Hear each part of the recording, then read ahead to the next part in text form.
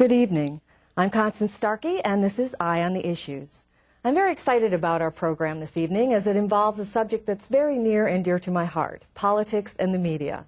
We have three professional news journalists with us tonight to take part in a roundtable discussion about the nature of this love-hate relationship.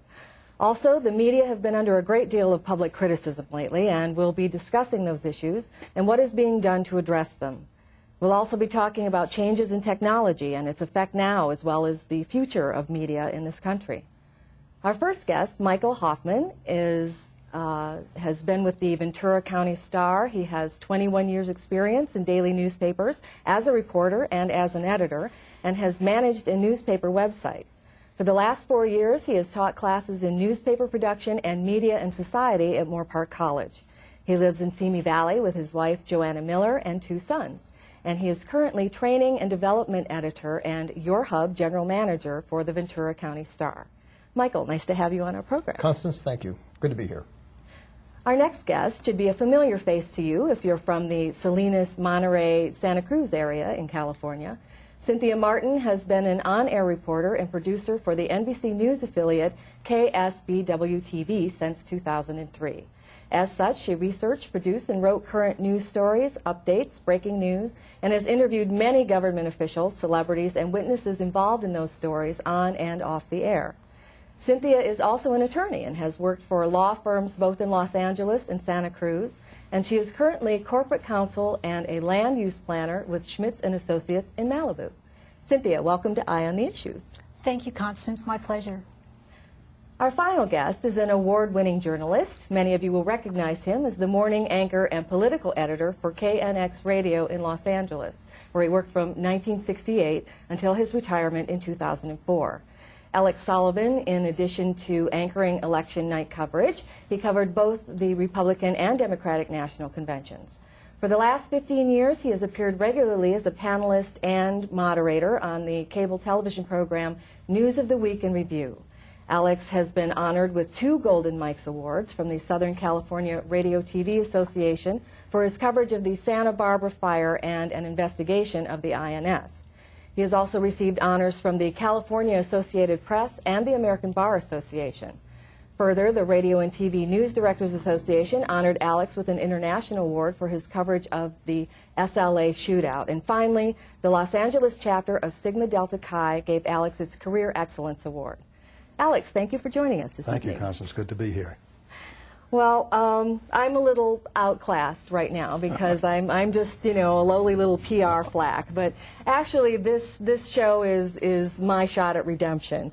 This is where, I come over from the dark side. So I'm very, very pleased to have all of you with me. I just finished reading Helen Thomas's book, Watchdogs of the Democracy, and I have to tell you, if you're interested in this subject, please read it. It's just like Helen Thomas. It's very informative and entertaining. She talks a lot about the good old days back when newsrooms were musty, smoke-filled bastions of truth and integrity, and getting the story was, at all costs was the order of the day.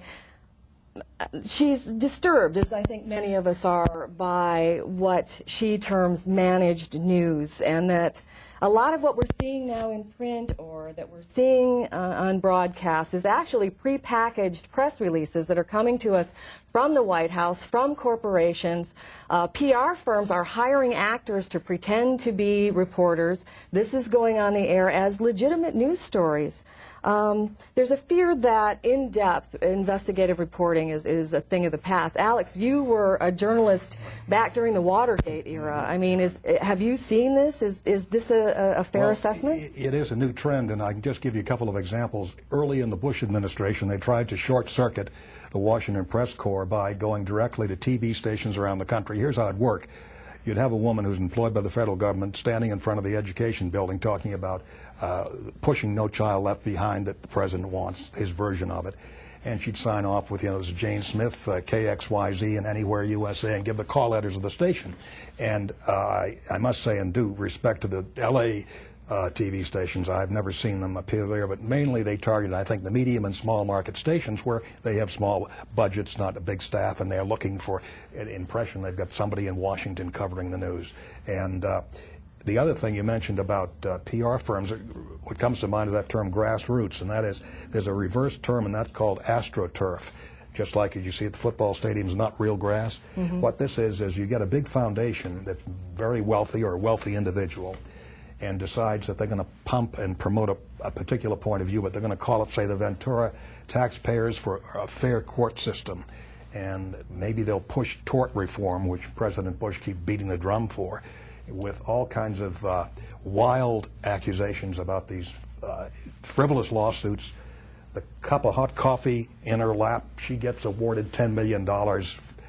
McDonald's taken to the cleaners. We got to stop it and have tort reform. Well, of course, if you examine, there will be a story that'll maybe a headline, but what you won't see, or if you're lucky, maybe it'll be in the back page, is that some appeals court has overturned that, so it's gone. But it's this business of using, and it's not like some national organization, the manufacturers coming in, they use a local thing. The other thing that occurs to me, and that in terms of manipulating the news is, and this was a new one, I think, for even veteran Washington reporters, and that is they came up with a phony journalist.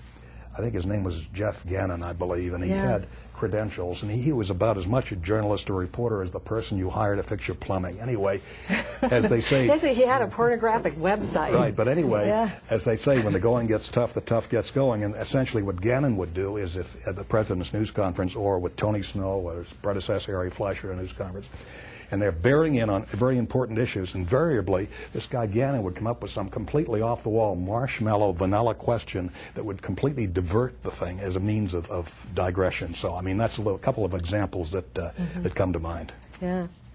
How does the viewer recognize this? How can they say? Well, I think with the case with the Bush administration is that they did get burned, and there was coverage, and there was letters to the editor and public backlash saying, "What are you using your taxpayers' money for to have these phony reporters, you know, giving me some big pitch on privatizing Social Security or something like that?" Yeah. I know with the smaller market, they're called video news releases, VNRs, and they're these prepackaged stories, and you're exactly right.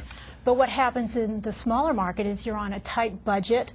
The producer does not have a staff of writer. The producer's a one-man show, picking the stories, getting things on the air, and ideally, you don't use the VNRs, but what happens is sometimes the network sends down packaged stories, and producers don't have the time because the show has to go on the air on time.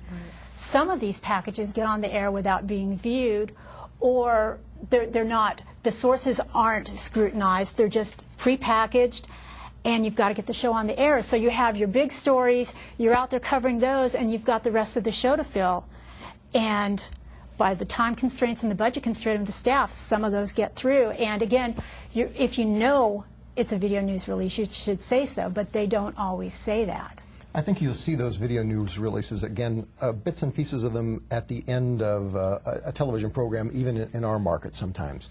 And you get that 15 seconds worth of filler where the hosts are talking over it in the background, and you wonder what that has to do with today's news. And usually that's something that somebody is promoting somewhere along the line. Whether or not they've got their product placement or not, I don't know. But I would say there's a website that shows you what those video news releases are, and you can take a look at them. And you can see that, I'm sure, that if you went to Google and typed in video news releases, you'd be able to find it. Great, great. That's good to know.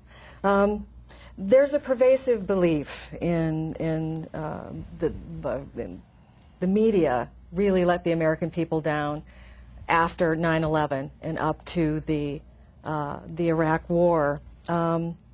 Where was the in-depth reporting? Where were the follow-up questions? I think I've read a number of articles where it's been, the criticism is that the media became little better than stenographers for the Bush administration. We were accepting what they were saying on face value and just putting it out there as gospel.